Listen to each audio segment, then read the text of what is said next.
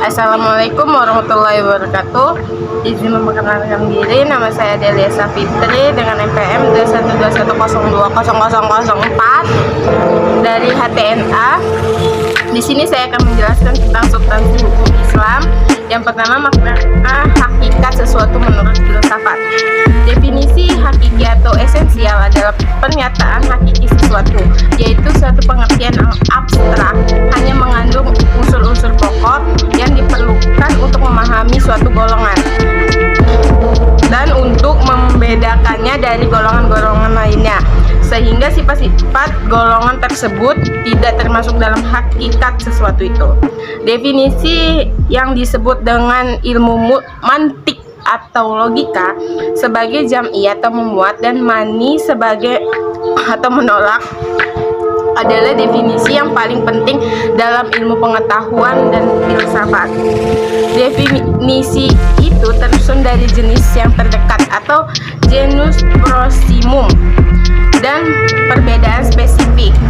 Jenis ialah setiap pengertian yang menyatakan hanya sebagai dari hakikat sesuatu. Artinya pengertian tersebut belum menyatakan hakikat sesuatu itu seutuhnya. Perbedaan spesifik ialah setiap pengertian yang membedakan golongan dari genusnya. Misalnya berkat budi membedakannya manusia dan dari hewan. Yang kedua, pengertian filsafat hukum Islam.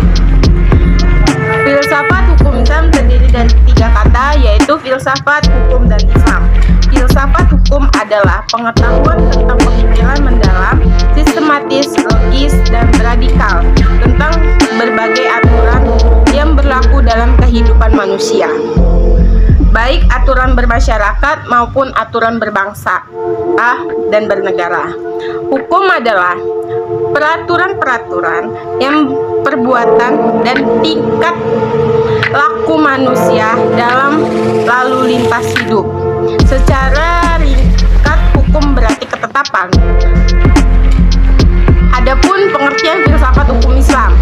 Filsafat hukum Islam adalah kajian filosofi tentang hakikat hukum Islam, sumber asal muasal hukum Islam, dan prinsip penetapannya, serta manfaat hukum Islam bagi kehidupan masyarakat yang melaksanakannya. Dengan demikian, yang menjadi maksud dengan filsafat hukum Islam adalah kaidah, asas, aturan-aturan pengendalian masyarakat pemeluk agama Islam. Kaidah-kaidah itu dapat berupa Al-Quran, hadis, pendapat sahabat dan tabi'in, ijma ulama, fatwa lembaga keagamaan. Filsafat hukum Islam diartikan pula dengan istilah hikmah at-tasyri'. Yang ketiga, faktor yang menjadi ciri filsafat hukum Islam. Yang pertama, wacana atau argumentasi, menandakan bahwa filsafat memiliki kegiatan berupa pembicaraan yang mengandalkan pada pemikiran rasio tanpa verifikasi uji empiris atau perbincangan dengan menutup mata. Kebenaran filosofi tidak memerlukan pembuktian atau tidak perlu didasari bukti kebenarannya, baik melalui eksperimentasi maupun pencarian ide di lapangan. 2. Segala hal atau sekalian alam. Arti semua materi perbicaraan filsafat adalah segala hal, menyangkut keseluruhan yang bersifat universal.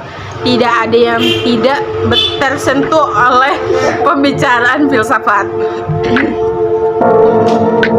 Ada atau tidak ada permasalahannya, filsafat merupakan bagian dari perbincangan.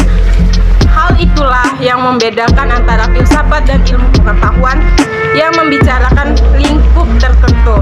Semua yang dikaji oleh ilmu pengetahuan dijamak oleh filsafat, karena inilah universalisme filsafat. Yang ketiga, sistematis. Artinya pembicaraan mengenai segala sesuatu dilakukan secara teratur mengikuti sistem yang berlaku sehingga tahapan-tahapannya mudah diikuti.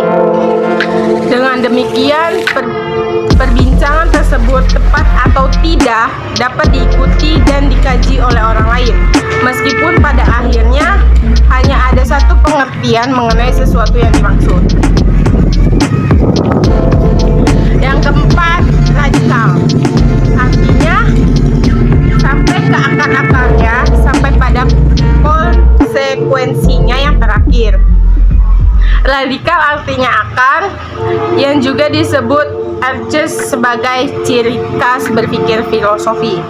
Perbedaannya dengan pengetahuan adalah adanya asumsi sebagai titik tolak yang disebut sebagai keyakinan filsafati. Yang kelima, hakikat. Hakikat merupakan istilah yang menjadi ciri khas filsafat. Hakikat adalah pemahaman atau hal yang paling mendasar. Jadi filsafat tidak hanya berbicara dengan wujud atau materi sebagaimana ilmu pengetahuan, tetapi perbicaraan makna yang hakikat terdapat di belakangnya. Dalam filsafat, hakikat tersebut sebagai akibat dari berpikir radikal.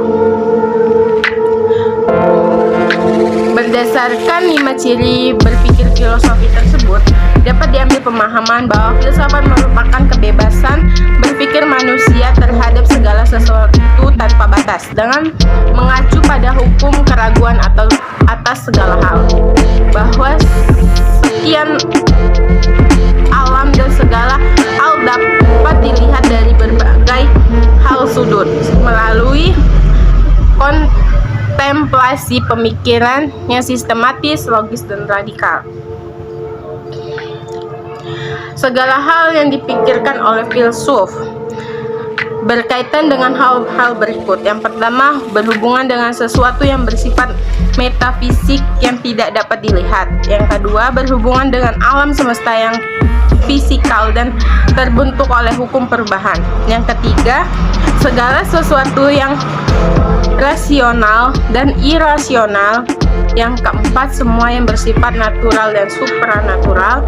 Yang kelima, berhubungan dengan akal, rasa, pikiran, intuisi, dan persepsi. Yang keenam, sehubungan dengan hakikat yang terbatas dan yang tidak terbatas. Yang ketujuh, berhubungan dengan teori pengetahuan pada semua keberadaan pengetahuan manusia yang objektif maupun yang subjektif. Yang ke-8, berhubungan dengan fungsi dan manfaat segala sesuatu yang didambakan manusia atau dibikin darinya.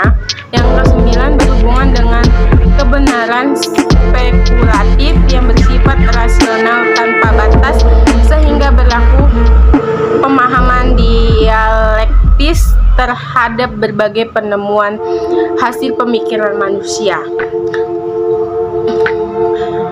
Sekian dari saya, kurang lebihnya saya mohon maaf. Kepada Allah saya mohon ampun. Assalamualaikum warahmatullahi wabarakatuh.